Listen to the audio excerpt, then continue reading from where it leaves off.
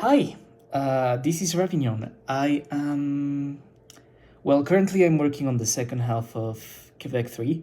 I decided to split that video in two parts because it was going to be 2 hours and 20 minutes long. Part 1 is currently published. You can watch it, and I will add like a link in the description so that you can just check it out and get updated on the series. It hasn't been updated in like a year, so this is like a good thing to happen. But the point of this video is to discuss the sources. Now, the sources are very important. I did not list them at the beginning, and many of you asked me why. I wouldn't have done that without good reason, because I know I'm discussing history, I'm discussing very delicate events as far as, Quebec goes, and the Quebecois people are an oppressed minority in Canada, or at least their history can be discussed as the history of an oppressed minority in Canada. And because of that, it's very important that the claims I make are very punctual and can be traced back to literature or books or research that, can back up whatever I'm saying. But there is something very important I need to say, and that is that in general, in YouTube, you'll find that sometimes small channels get their videos plagiarized by bigger channels. And, two of my friends have already had that happen to them. I will not say who they are. If you're looking for drama, I am actively not trying to do that. But I will say that I did take measures to be careful. Whenever I finish a project, generally speaking, like let's look at the Palestine video, which I'm very proud of. You will find that there are sources somewhere around here. So I use the APA format for books, and for whenever I can find links that you can check out directly, you will find them here. I hope the links are not broken, but all the information that we typically use in the videos can be found in this format. The books are also to be found in this format. And, well, for the Palestine, for the Quebec video, I will create a similar compendium. You will be able to find it in the description of this video down below. And I will show you the books right now, and I will also let you check out the links if you want to check the links. The whole point of this video is that you can do more learning, but I will discuss the bibliography a little, because the understandings, the things that I'm going to be talking about are not trivial. I want to give you my own overview, the way I took readings of whatever I was writing to create my perspective, and So, the first video I want to discuss is this one. This is an illustrated history of Quebec, Tradition and Modernity by Peter Gossage and J.I. Little. So this book has been my main reference for, the history of Quebec.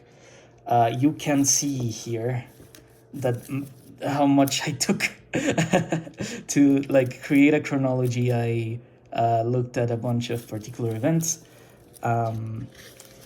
So this book has a bunch of references that are basically, the chronology itself of whatever we discuss in the series is.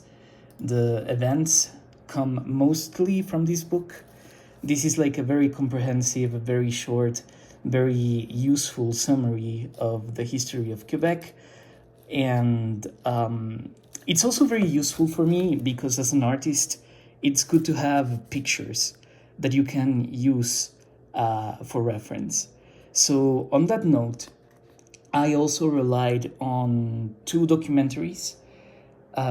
Number one is Canada People's History, which you can look up. It was created by the CBC. In my opinion, it has a little, pro-English Canadian bias, because it's a documentary that is trying to create, a narrative of Canada as a united country. But it was very useful for the same reason a lot of parts of this book were useful.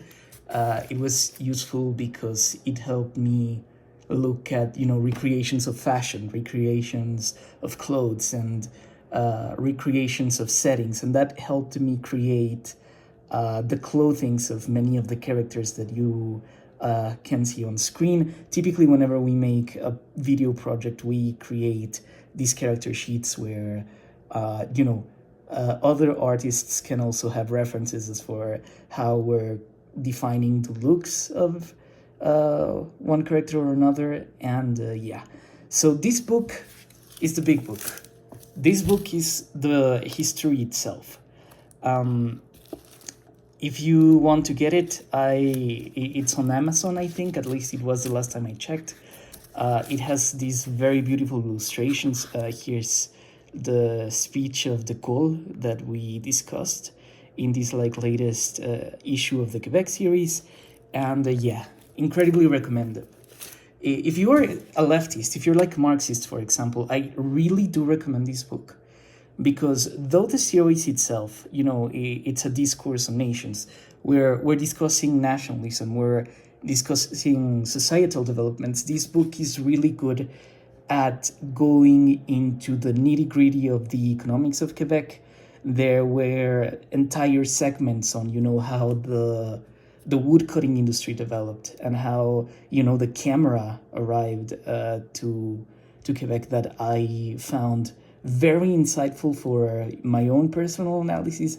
But it's not what the series is about. If I was doing a material history of Quebec, then maybe I would have taken a lot of facts from here.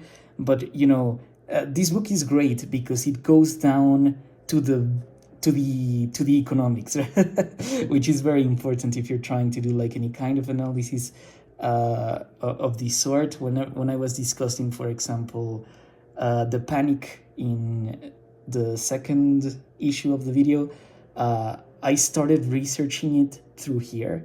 This was my lead into reading into the panic, the economic panic that we discussed. This is the big one. Now, number 2, this was more of a secondary source. Unveiling the Nation by Emile Laxer. So this book is about the politics of secularism in France and Quebec. So Laxer is absolutely brilliant. I hope she can become a full-time professor at some point. This book is about the policies of, the hijab, the veil that Muslim women sometimes wear, and how, France and Quebec have had two very different approaches to creating secularism. How, in the case of France, French secularism, which is the secularism I'm more familiar with, which is our reading of laïcité, is very restrictive, but you can also connect that very restrictive secularism to how there are politics in France that try to mitigate the effect of the far right by appropriating far right talking points into the mainstream political parties, and how that basically creates an effect in which, Islamophobic positions, you could say, become mainstream in French politics as a way to mitigate the effects that more Islamophobic positions could happen, supposing that the far right parties got elected. So France co-opts the racism of the far right in small ways, so that the very right-wing parties cannot get into power and that their support base is mitigated. In Quebec, because Quebec is in constant discourse with, the more English type of secularism, which is more we respect all religions rather than we are actively trying to push religion away from the public sector, then Quebec is a little more relaxed. But it also had its own history with the Catholic Church that we just kind of go over in the series. And yeah, this book was really useful because it helped me understand how French secularism is different in Quebec and in Canada, and how, from the point of view of French secularism, which is the one I am more familiar with, I could contrast and compare with the Quebecois one. It also helped me get a better picture of contemporary politics in Quebec because the information that this book got me is mostly historical. And this one helped me get an insight into, the very, very latter parts of the video, which intersect contemporary Quebec politics. Because it's a discussion of events that happened in the 2010s, if not earlier. It adds a lot of context, and so that's what it can bring to you. It's very sophisticated, especially if you're very concerned with French politics around the wearing of the veil. I would totally recommend it. It's not all about these big ideas of nationhood that we like to be committed to. It often does come down to politics and how political parties navigate strategies to get elected. So if you are interested in that perspective, I wholeheartedly recommend it. I would say, though, that compared to this one, which is a lot more pedagogical, Unveiling the Nation is very academic. You will have to get through a bit of a language barrier because it's written almost like a thesis. It was, of the 3 books I'm going to show you, this one was the most difficult to read. It's a lot of statistics, it's a lot of dry references, very matter-of-factly language, and things of the sort. So it is very interesting, but it was probably a tertiary source, and it was also a bit difficult to get through. So, amazing information, very academic, wholeheartedly recommended, but it's a bit challenging. And finally,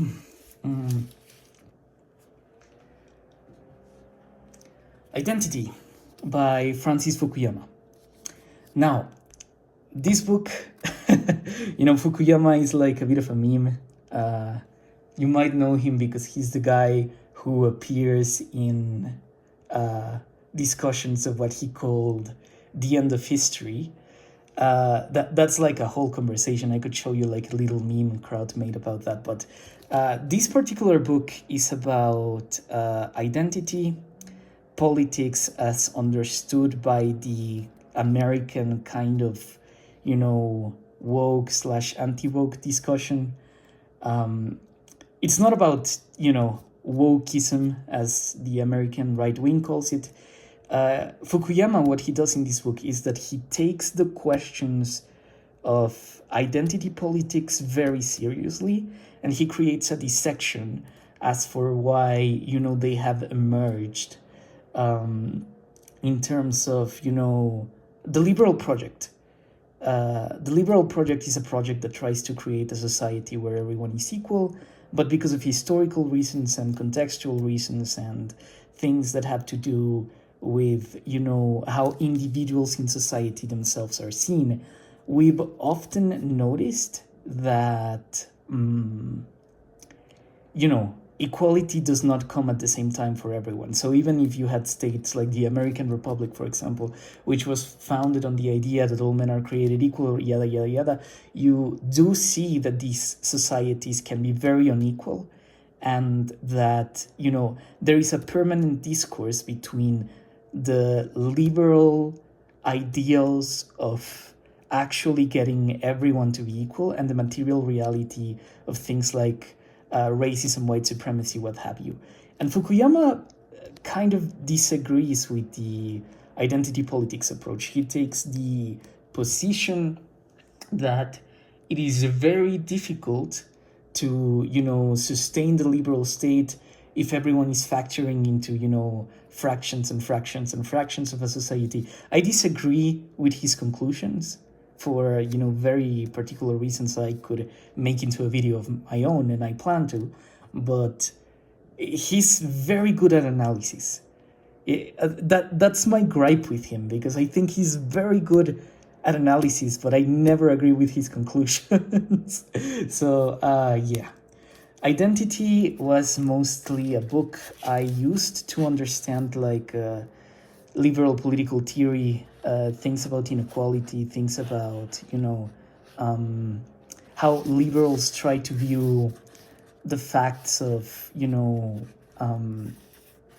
of the problems of identity, and the problems of collectivism in societies that are on their way to become these ideal liberal projects. So it's very easy to read. Fukuyama, I hate to say it, he's kind of funny. But what I would say is that, this book is basically one of the many, anti-woke things that you could say. He takes a position that is very similar to the position of Timothy Snyder, if you know who that is. He basically argues that, even though you can make the case that there are legitimate grievances in liberal states, that they haven't managed to become equal, that, there are these things that we still have to work on.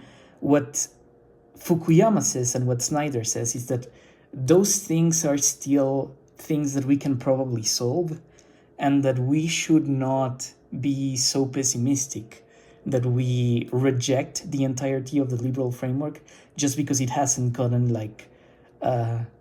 there fast enough for everyone. And you can agree or disagree with that conclusion, but he makes what I would call a very brilliant analysis on, why problems of identity continue to be a thing that liberal societies gripe with.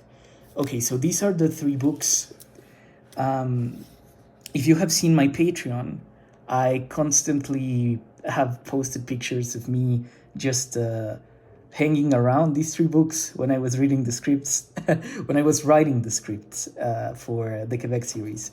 And that's basically the sources. I would encourage you to watch the 3rd issue. The 4th/3 part 2 issue is very close to being concluded. Right now, the only thing that's left is drawing some slides. The script is already done. And yeah, doing the recordings. I want to thank you all for 30,000 subscribers. Support me on Patreon if you would like to help me finish the series. And thank you very much. These were the sources. You can look at all the supplementary links in the description. And yeah, thank you. And see you next time.